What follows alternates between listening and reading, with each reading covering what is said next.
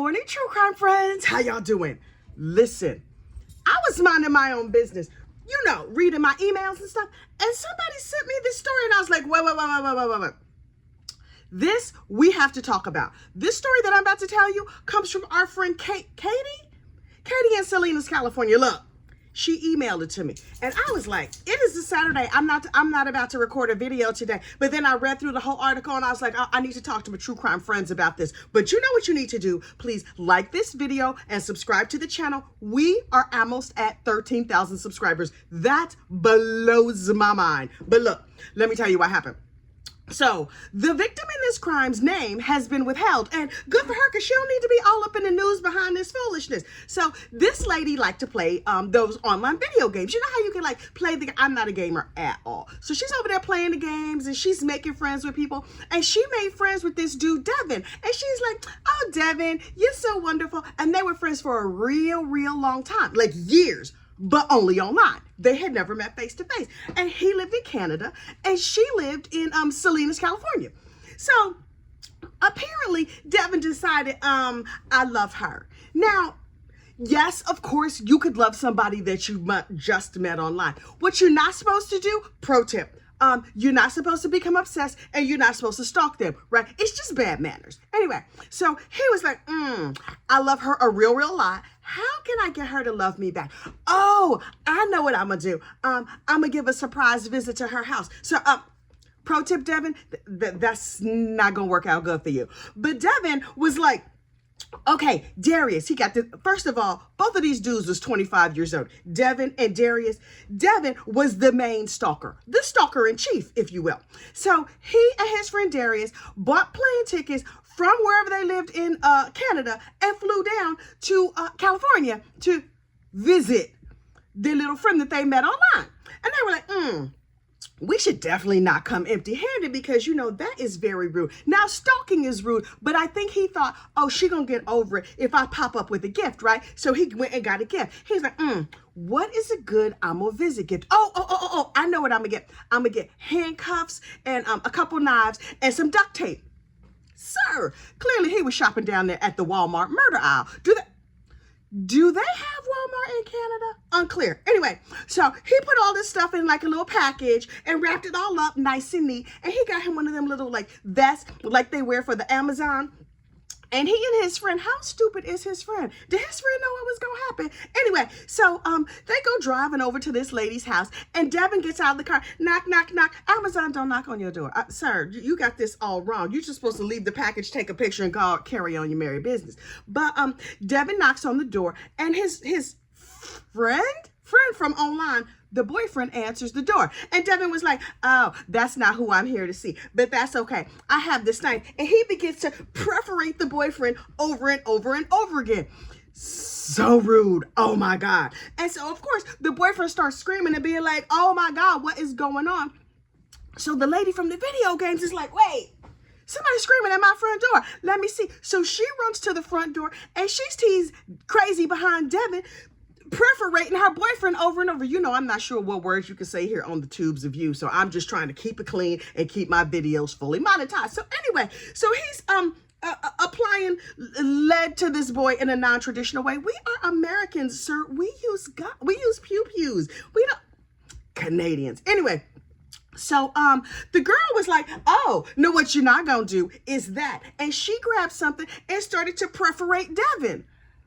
Do you keep door knives? I don't keep a door knife. I was looking at my front door as soon as I read this story, and I was like, if somebody started perforating my loved one, could I perforate back? Did she take the knife from Devin and begin? But look, all I know is that the boyfriend got all punctured up, and so did Devin.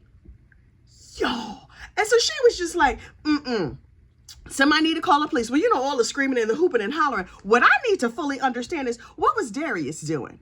Darius was like, oh, this seems like a bad scene. I'm going to take off this Amazon vest so I don't look suspicious at all. And I'm just going to stand here and wait for the police. Darius, my man, you should have run. You should have been nowhere nearby when the cops showed up. But he's Canadian. He was probably like, hey, it's a crime happening. Anyway, so somebody called the police and the ambulance and whatever. And so all the regular EMS or whatever came, and they were like, oh, now look, the good news in this story is nobody was taken off this mortal coil. Are Canadians all this bad at crime? And thank goodness they are. Had they been regular Americans, they would have just brought a pew-pew and it would have been over in like 2 seconds. They probably might not have even got caught. But these nice Canadians, well, they weren't that nice because they did show up. They did show up with a gift, which credit to them and credit to their mama because that's proper raising. But you're not supposed to do this. You're not supposed to stalk and you're not supposed to perforate people. So anyway, the cops show up and they like give everybody band-aids and stuff. They took people to the hospital, got stitches, and Devin, the stabber, was just like, okay, yeah, oops, I came to visit my friend and I brought this nice package because manners, and it went all the way to the left. So the cops take him to the hospital and then they question his friend Darius, like, hey, Darius, come here. Listen, you were here for all the preparation. So can you give us your side of the story? And he was like, hey, I don't know what he said, but whatever he said, the police did like a catch and release. You know what I mean? Like they do for the fish. They just talked to him a little bit and then he let him go on his merry way. What? They didn't have the evidence or whatever. So they take Devin, they take the boyfriend over to the police, to the hospital, and they stitch up his wounds. I think the girl has some like cuts and bruises or whatever. But this old Devin was like, oh, she got the better of me. I'm not good at the stabation. Maybe you should have practiced, sir. This is why Americans use pew-pews. Anyway, so he got all, stitched up, and then they took him down to the police station and they charged him with several things. They charged him with attempted unaliving, conspiracy, because he had to plan to commit the unaliving, and then they charged him with mayhem.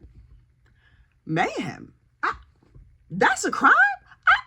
I need to look up the statute for mayhem because honestly, I could get arrested, y'all. I feel like mayhem is what all of this channel is. But we're not doing illegal mayhem. We're doing regular, fun-loving mayhem? Unclear. Anyway, they charged him with attempted unaliving, conspiracy, mayhem, stalking, and burglary. What he steal? Did he try and nick one of the knives from the ladies? I don't know what he stole, but they charged him with burglary. Did he steal a car to drive there? Unclear. So he's all down there in the jail, and they were like, you have the right to remain silent. I don't know what rights you have when you get arrested in Canada, but this boy was like, oh yeah, so let me tell you the whole thing. It seemed like he gave up the whole game. In the middle of him having his little conversation with the police, he told on his boyfriend, on his friend Darius, and they were like, wait. The Darius that we did the catch and release on, we just let him go. You mean he was involved? And Devin was like, he helped me. He carried the bag. He probably still got the Walmart receipt from the Walmart unalive aisle in his pockets or something. Because, we have all the things right here. They had a tarp. I think the tarp is what sets off the Walmart employees to call the police. But because they just had cuffs and knives and tape, they were like, they didn't reach the threshold of clearly about to unalive somebody. I think a tarp and a bottle of bleach would have put them over the edge. But okay, they didn't even get there because they're not Americans. They didn't know. Anyway, so the cops were like, where can we find your friend Darius? And he was like, well, we had a flight today later this afternoon. Maybe you could find him at the airport. Turns out young Darius was not smart enough to leave town right away. You know what you should not be? A broke attempted unaliver. Listen, Darius, my man, now you in jail right now, so I'm not really that worried about helping out criminals. But if you're involved in a criminal situation, don't wait till the next day to flee the scene.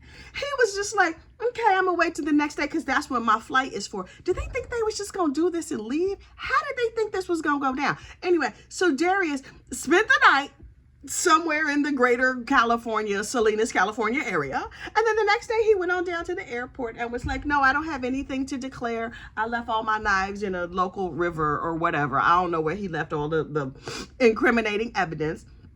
And he went and he got on his plane. See also Donna Adelson trying to flee the scene to go back to another country. And the plane was on the tarmac. I was like, wait, Was it driving away? Did they have to do like a U-turn and turn the plane back around? How mad were the people on the plane? And they took young Darius off the plane. And they're like, hey, boo, come on. Listen, your friend has given up the whole game, and he said you helped him, so we're going to charge you with conspiracy. And now, welcome to the United States of America prison system. And so now, Darius and Devin are sitting their behinds over there in prison in Salinas, where they belong. Now, look, I have been black for like 50 years, right? And so I was looking at this story, and I was looking at these names, and I was like, dear Black Jesus, please don't let them be black. Amen. Because I was like, our people take enough heat. We don't need this. How about both Devin and Darius, white boys? I verified that through photographic evidence because I needed to know. Not that their race matters, but we don't need this kind of heat. So I was just like, okay, this is a terrible situation. Thank you, Black Jesus. Anyway, so Devin and Darius are down there in the prison. Down there in the local jail. I don't know when they're gonna get out. I don't know if they're getting out. Seems like they was talking. So something tells me they did not hire a solicitor or a lawyer or anything like that. This is not gonna go good for you, gentlemen. But good luck with your project. Now look, we had Thanksgiving recently the other day, and you know what Thanksgiving is good for? Oh, good food and eating too much and family gossip. Y'all know, listen. I want to gossip unless I really have to, because sometimes I really have to. But periodically and from time to time, I come in contact with some information that is not entirely appropriate for true crime because it's not true crime related, but still I need to share those stories with my friends. And so I shared those stories over on a little second channel that I have called Confessions of a Neighborhood Gossip. Now listen, Confessions of a Neighborhood Gossip, a link of it is listed in the description box of this video. But this is what you need to know. All the stories on Confessions of a Neighborhood Gossip are truth adjacent. They are ripped from the headlines of my very own personal life and lightly fictionalized so that the innocent and the guilty cannot readily identify themselves. Plus, I need to still be able to go to Thanksgiving dinners and collect assorted gossip stories. So, you know, I like fictionalization. Now, between me and you, the real version of those stories, not fictionalized at all, may or may not be shared in the back room at the professional gossip level. So members of this channel heard the real story before I had to lightly fictionalize it and put it over on Confessions of a Neighborhood Gossip. So if you feel so moved, walk your little feet over to Confessions of a Neighborhood Gossip right here on the tubes of you. It's not a whole lot of stories over there, but the ones that are over there, child, they actually happened. Mostly. Listen, you have a good rest of your day, and I will talk to you soon. Bye.